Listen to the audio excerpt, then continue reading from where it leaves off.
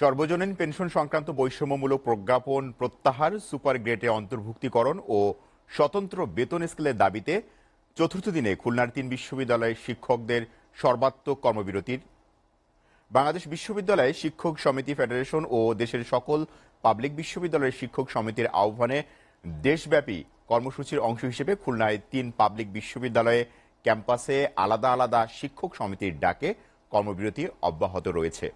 ফলে আজও বন্ধ বিশ্ববিদ্যালয়ের সকল কার্যক্রম। দাবি আদায় না হওয়া পর্যন্ত কর্মবিরতি চলবে বলে জানিয়েছেন শিক্ষকেরা।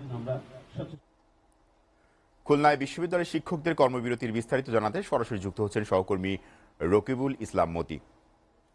মতি, আন্দোলনের চতুর্থ দিনে পরিস্থিতি আপনি কেমন দেখছেন, বিস্তারিত জানাবেন। আমি এখন আছি খুলনা বিশ্ববিদ্যালয়ের এলাকায়। সকাল থেকে কিন্তু কর্মবিরতি যে কর্মসূচি ছিল সেই কর্মসূচি কিন্তু দেখা যাচ্ছে। এর ভিতরে কর্মচারীদের যে 12 দফার আন্দোলনে তারা যে আন্দোলন করছে সেটা সকাল 9টা থেকে শুরু হওয়ার কথা ছিল, কিন্তু বৃষ্টি হওয়ার কারণে, আবহাওয়ার বৈরিতার কারণে কিন্তু তারা এখনো পর্যন্ত শুরু করতে পারেনি। তবে তাদের প্রস্তুতি চলছে। আর যদি সামগ্রিক বিষয় নিয়ে কথা বলি, সেটা হচ্ছে যে 12টা থেকে 1টা পর্যন্ত কিন্তু শিক্ষকরা তাদের যে কর্মসূচি আছে সেই কর্মসূচি তারা পালন করবে। এবং খুলনা প্রকৌশলী প্রযুক্তি বিশ্ববিদ্যালয় এবং খুলনা কৃষি বিশ্ববিদ্যালয় একইভাবে কিন্তু তারা কর্মসূচি পালন করছে বলে আমাদেরকে জানিয়েছেন শিক্ষক নেতারা।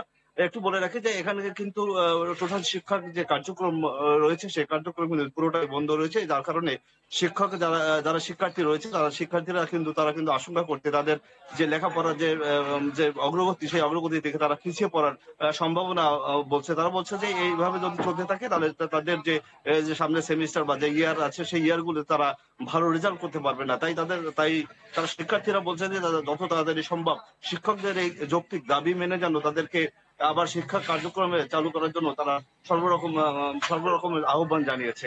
আর একটা কথা বলে রাখি যে শিক্ষকরা যেমন আন্দোলন করছে, তার সাথে কর্মচারীরাও কিন্তু তাদের 12 দফা যে আন্দোলন সেই আন্দোলন কিন্তু অব্যাহত রেখেছে। তারা খুলনা বিশ্ববিদ্যালয় কিন্তু আধা বেলা পর্যন্ত তাদের কর্মবিরতি রয়েছে। এবং খুলনা প্রকৌশলী প্রযুক্তি বিশ্ববিদ্যালয় তারা কিন্তু এই চতুর্থ দিন পর্যন্ত টানা কর্মবিরতিতে কিন্তু কর্মকর্তা কর্মচারীরা টানা বিরতিতে রয়েছে।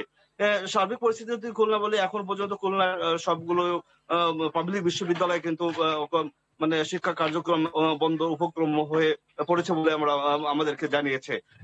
এই ছিল খুলনার পাবলিক বিশ্ববিদ্যালয়ের সর্বশেষ খবর।